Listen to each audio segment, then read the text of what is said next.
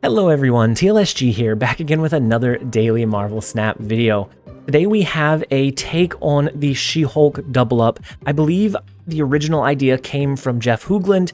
I saw an early kind of proto build from him. I've kind of tweaked and what I feel like optimized it and made it a little bit more consistent. Now, the core idea, the main idea of this list is to be able to drop Moon Girl on 4 to double up your She-Hulk, Titania, maybe a Demon, and then skip on turn 5 and then just flood the board on turn 6.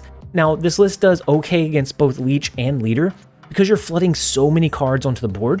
A lot of times you can position your cards and your power in a way that your opponent's Leader copies the lower value cards. Sometimes you can angle Titania in a way that she'll end up bouncing onto your side of the board after being copied by Leader. And it's just really funny whenever you can make those kind of situations happen. But in the current meta, this is one of the most fun decks that I've had. And it's relatively simple. You want to flood your cards onto the board early while holding your Titania. If you get a Demon token, you want to hold that. And then you also want to hold a She-Hulk. That way you can drop your Moon Girl on 4, skip on 5, and then just flood the board. Now in this list, something that the other versions didn't run was a Chavez. And typically Chavez is just an okay card. But in this list, since the primary win condition that we have is doubling up our cards on turn 4, she actually, and if my math is wrong, please correct me in the comment section down below, just roast me. I believe with Chavez in the deck, it increases the consistency to have Moon Girl in hand by about 5% compared to not having Chavez. If you have 12 cards that can potentially be drawn into, by turn 4, you have about a 58% chance to have Moon Girl in hand.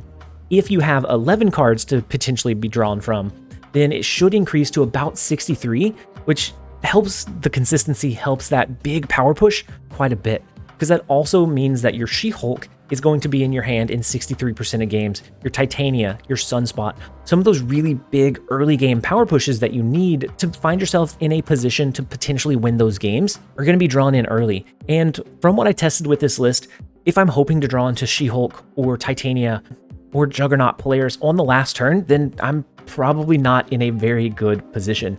A lot of the power from this list comes from having those resources early and setting up your big last turn play.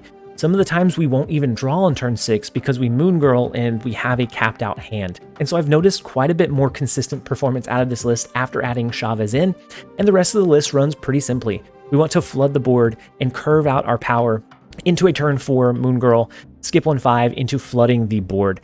And that's a really generalized statement, but that kind of sums up this deck. It runs very simply, and if you have Quinjet, you can start flooding even more power onto the board as long as you had your Moon Girl part of the combo, and it just gets really crazy really quickly. I am going to go ahead and jump into a couple of games. I hope that you guys enjoy. Alright, so first up we have God King Doom, and the first location is Crimson Cosmos, which is not an easy one for us. A lot of our cards cannot be played over there, so that's one of the probably worst locations that we could find for this deck. We are going to try to still find our win condition. It just becomes quite a bit more difficult because our She-Hulk ideally is going to be less than 3 cost at the end of the game. That would mean our Moon Girl is really the only resource that we can put over there. So ideally we're going to drop our Sunspot, let that buff up a little bit, end up dropping our Juggernaut, push their cards on that last turn out of the other 2 lanes. We're going to have to fight for the middle and the far right locations. And so our Sunspot does come down. Ooh, they have a Squirrel Girl, so that tells me that this is most likely a Death Wave style list. And with Vormir, that's going to increase the consistency that they can play their Death. So we have to look out for a potential wave play. And with She-Hulk, a wave play is actually really good for us because then we can flood our cards onto the board and they won't really expect it. So we're going to go ahead and play our Hood into Vormir. We're going to let that get destroyed. It is going to give us a Demon token, and so then we can start looking to set up our potential Goose into a Moon Girl and just try to find a win condition wherever possible.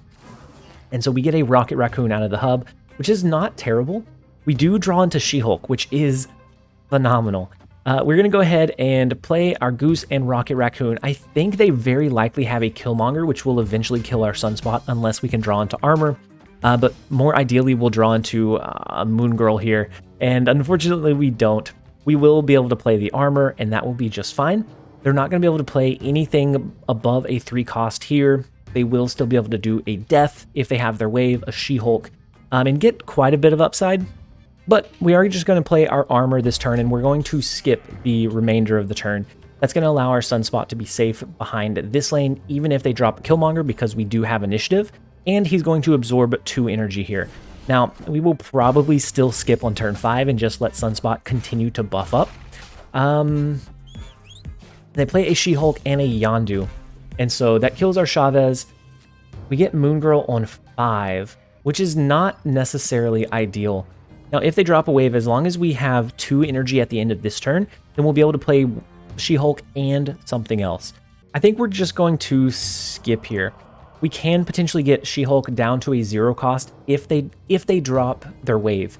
And so if they drop their wave, we can do She-Hulk here to be able to play it into Crimson Cosmos. That would be really our only resource to be able to push there. And then outside of that, it does look pretty bleak. They do drop the wave. Our She-Hulk is going to be free. They drop a Bucky Barnes into the hub. So we know that they have maybe a null. They could have a null. They could have Death as well. Death is probably free. 2 cards destroyed plus the 1 from Yondu. So that's a 3 discount plus a 4 discount. So that means that Death is free. I would imagine they play Death here and then just some other card. I think they push here. They're not going to be able to push most resources into Vormir. So I think She-Hulk will be enough for us to clutch this middle location. And then we're going to leave our 6 energy to try to push us up over that edge in the hub. Is it enough? I don't know. I think it'll be very, very close. Not an ideal game for us by any means, but I do think we have a shot at finding our win condition. I imagine a Death and then just a mid-range card here, and if we absorb 6 power with our Sunspot, then we should be absolutely fine. Oh no, they do play Arrow into the far left, and then their Death on the far right. And so our She-Hulk comes down. It's enough to win us Crimson Cosmos. And our Sunspot absorbed enough energy that it's able to win in the hub as well. Absolutely insane win condition in a game that was really tough. God King Doom had probably their high roll. They had the best possible cards in that scenario. Now, a leader would have absolutely gutted us there, but otherwise they had their ideal combo. They had both She-Hulk and Death and Wave and Arrow, 4 of the big pieces of that deck, and we were able to outpower it. I was in doubt a lot of the time. That is the first game that we've attempted with this deck. Let's go ahead and jump over into the next one, see if we can keep the positive cube gains going. All right, so next up we have X Failure, and the first location is Shadowland. We do have our Sunspot. So I typically like to drop our Sunspot as soon as we get it. That way it has as much time as possible to start absorbing some extra power. They did drop an Iceman. Usually if they have Iceman, they don't run a Killmonger. I know it's possible, but usually they don't in most cases. And so I think we feel a little bit safer with our Sunspot on the board. I don't think they're going to have a direct counter to it. If we draw armor, then we're still, of course, going to play that into the Sunspot lane just to make sure. But otherwise, I think we're okay as is. Now, the Atelan location is not ideal for this deck list. We could do Quinjet and Titania to get 2 cards out of our hand, but I think we just play our Maximus. That's going to be the biggest, highest power play that we can. And let's go ahead and play Maximus into Shadowland. It doesn't matter that they're going to draw 2 additional cards here because we're going to shuffle them into our deck after this turn, and so it won't really matter all that much. And they played a Storm into Shadowland, which turns it into a flooded location, and we have a pretty big power push there. Into the Juggernaut pull, which is phenomenal. We could really, really lean in and just absolutely win this lane, but I think we're just going to play Juggernaut here. We might do a Moon Girl next turn to have 2 Titania to drop on the board on the last turn, but otherwise, and that's if they end up staying, because after we drop this Juggernaut and push their card in the flooded lane out, I think they might end up retreating, depending on what that card is. Wow, so they didn't drop anything into the flooded location. So they have a Sunspot, a Yondu, which kills our Chavez, which is okay, and then an Adam Warlock in nowhere, so that's going to allow them to draw some additional cards. I am not sure what deck X Failure is running. I'm kind of taken aback. Let's go ahead and play our Quinjet and our Moon Girl. That's going to double up our Polaris and our Titania. The second Titania is going to be free, and we'll still draw into 1 additional card on this last turn. It could be a She-Hulk, but we probably won't end up being able to drop her. And so we did already snap, so it is 2 cubes. we have a pretty good lead in the flooded lane, unless they have something that can just go wide. And so we do, ooh, they give us Baron Mordo, which does let us draw into our She-Hulk, which is typically 6 cost anyways, and so it just ends up helping us out. They do still get the extra draw from Adam Warlock in Nowhere, but we can do a Polaris. We can actually play both copies of Polaris into Nowhere. We'd still be able to do our Titania and our other Titania, and so we could do one Titania here. That's going to make sure that even if they play a card, it bounces back. The other one we can do here to make sure we have the win condition here, and it should have been a complete sweep. Not an ideal game by any means. They may have just been ranking up some of their other cards, but it is a 2-cube win. That is 2 in a row. Let's jump over into the next game and see if we can keep the streak going. All right, next up we have Lemons, and the first location is Murder World. We do have an armor. I think we're just going to go ahead and play into Murder World. We do have armor that's going to be able to be played into that far left lane, and ideally we're going to drop that on 2. And ooh, we do have Sunspot now as well, so we can drop that on 3, as well as skipping with the rest of our energy. We have Moon Girl, so if we can draw into a She-Hulk or we draw into the Hood, then we're sitting very, very well to finish out the remainder of this game. They do drop a Scorpion. Oh my gosh, and then we get She-Hulk. They drop a Scorpion, which is pretty common in decks that are running like a leader or an arrow, or just those really kind of refined deck lists, because it offers quite a bit of disruption against those mirror matches and just games in general. I do think we still have a pretty strong win condition. I'm going to go ahead and snap here. We had the dream, guys. We had the dream. Let's jump over into the next one. All right, next up we have Khaled. The first location is Sinister London, so we could duplicate our Quinjet if we wanted to. I don't know if we need to or not. I would like to be able to double down on both our She-Hulks, all of our big last turn plays, and so I think we're just going to play Quinjet into the unknown location here.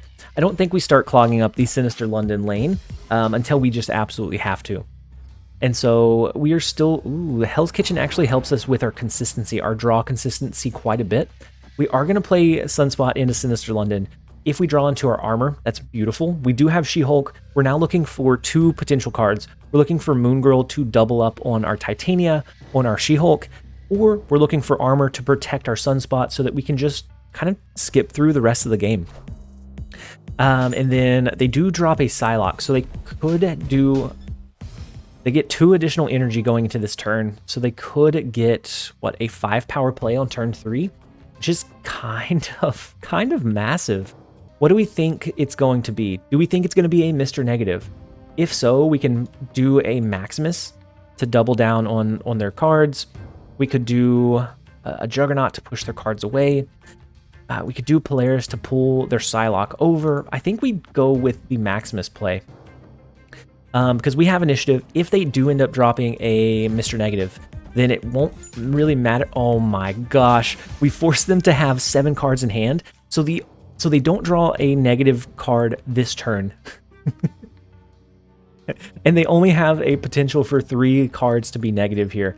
Oh my gosh. I feel a little bit bad about that one, but not enough to have not done it. Just a little bit bad in kind of a retrospect.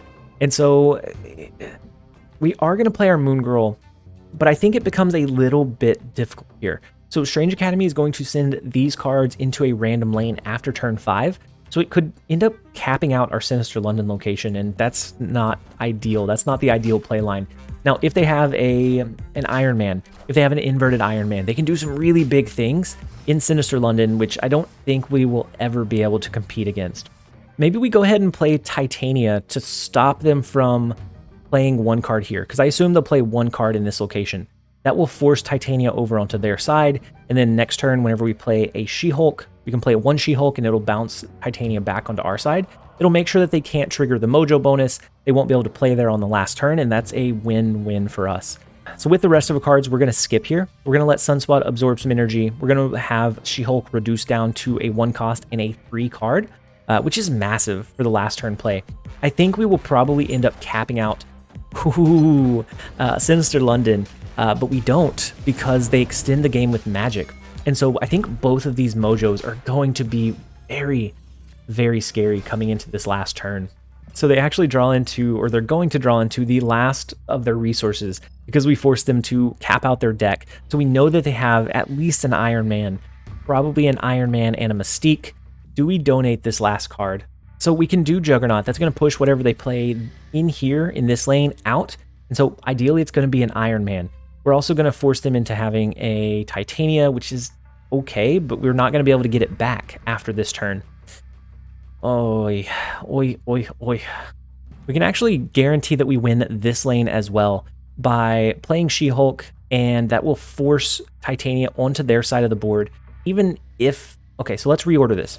Let's do She-Hulk here first. That'll bounce Titania before our Juggernaut takes place. Whatever they play here is going to have to bounce over here, and then they're going to get a Titania, so they're only going to have one card to play. This lane is going to end up being capped out. I think we can win that one even with just these 3 cards, and we can kind of go from there. I think we're gonna play. I think we're gonna play a Titania over into Limbo as well. That way, if they do play a card over there, and actually the card from the Juggernaut is going to trigger Titania in Limbo to force into their side of the board, so that their Limbo lane is going to be capped out as well, and so they're not going to be able to have any kind of card duplicate. So, oh no, because they didn't play it there, it's not going to. Oh man. So we do have the Juggernaut. We can force this lane out. We can make sure we win this one. We can make sure we already won this one. The second Juggernaut, because we copied it from Moon Girl, is going to be our win condition. We don't need to play anything here, but we can, just for giggles. We can play a She-Hulk here. It's going to give them an extra 6 power. It's going to give us an extra 10, so we have a 4 power value swing out of it. And we should be able to win this lane and this one without any problem. Now, they could drop 2 cards here. If they drop 2 cards here, is that the way that they win? Because then they could force a Mystique, which would do 8, 9, 10, 11. 11 doubled would be 22. Oof. Okay, so let's just do this. Let's let them play a card here.